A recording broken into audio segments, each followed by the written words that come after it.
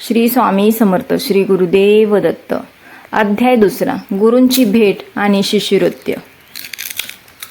स्वामी समर्थांचा बालपण अध्याय संपला. आता आपल्या पाहायचं आहे त्यांचे शिष्यवृत्ती, गुरूंची भेट आणि भक्तिपथाची सुरुवात. या अध्यायात त्यांच्या आध्यात्मिक प्रवासाचा खरा आरंभ होतो.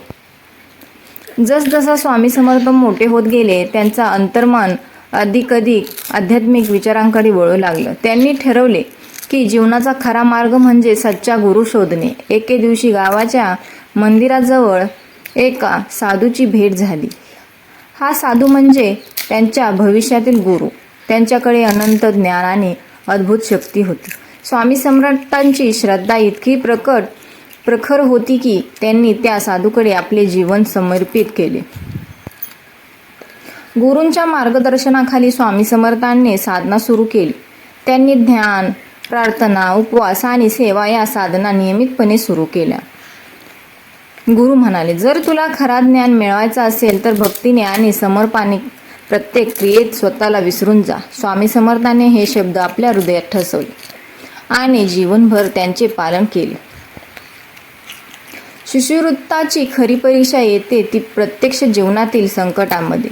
एकदा गावात भयंकर दुष्काळ पडला. लोक त्रस्त होते. स्वामी समर्थांनी आपल्या गुरूंच्या शिकवणीनुसार प्रार्थना केली आणि उपवास केला. अचानक आकाशातून पाऊस पडला आणि गावाचे जीवन पुन्हा सावरले. ही घटना त्यांच्या शिष्यवृत्तीचा पहिला मोठा अनुभव ठरला. शिष्यवृत्तीमुळे स्वामी समर्थांच्या मनात प्रतिवृत्ती अधिक गतीने वाढू लागली. त्यांनी लोकांची सेवा करणे, निर्धनांना मदत करणे आणि सत्यमार्गावर चालणे हे जीवनाचे ध्येय बनवले. गावातील लोक त्यांचे नाव घेतात श्रद्धेने पाहत होते आणि प्रत्येक जण म्हणायचा, हा तर खऱ्या अर्थाने स्वामी समर्थ आहे. असे स्वामी समर्थांचे शिष्यवृत्ती सुरू झाले. गुरूंच्या मार्गदर्शनाखाली त्यांचे जीवन ध्यान, सेवा आणि भक्तिपथ यामध्ये घालवलेले गेले. पुढील अध्यायात आपण पाहणार आहोत स्वामी समर्थांचे चमत्कार, त्यांचे प्रवास आणि लोकांवरील त्यांचा प्रभाव. जसे की आपण पाहिलं, खरा शिष्य तोच गुरूच्या शिकवणीतून पूर्ण समर्पित राहतो. श्री स्वामी समर्थ. श्री गुरुदेव दत्त. श्री स्वामी समर्थ.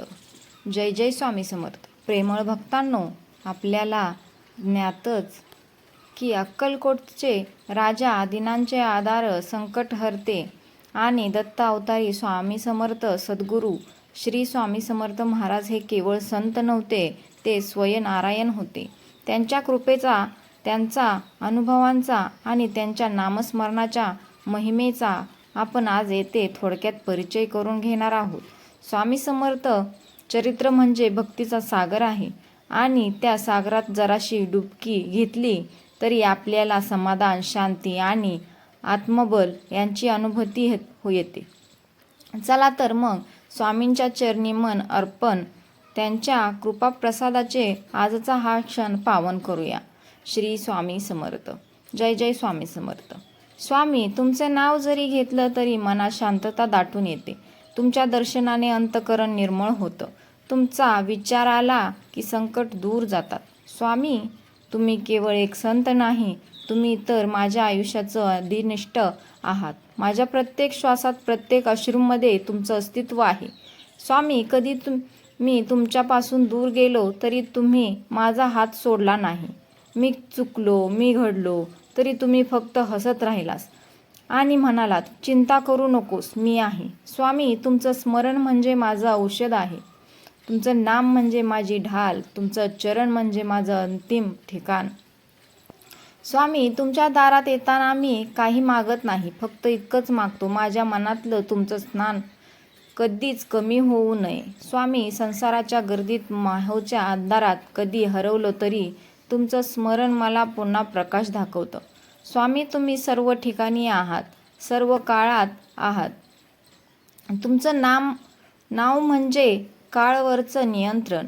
तुमचं अस्तित्व म्हणजे श्रद्धेचा कळस. स्वामी, तुमचा आश्रय माझ्या जीवनाचा आश्वासन आहे. तुमचं नाव घेतलं की भय नष्ट होतं, शांती लाभते आणि जीवन सुसह्य होतं.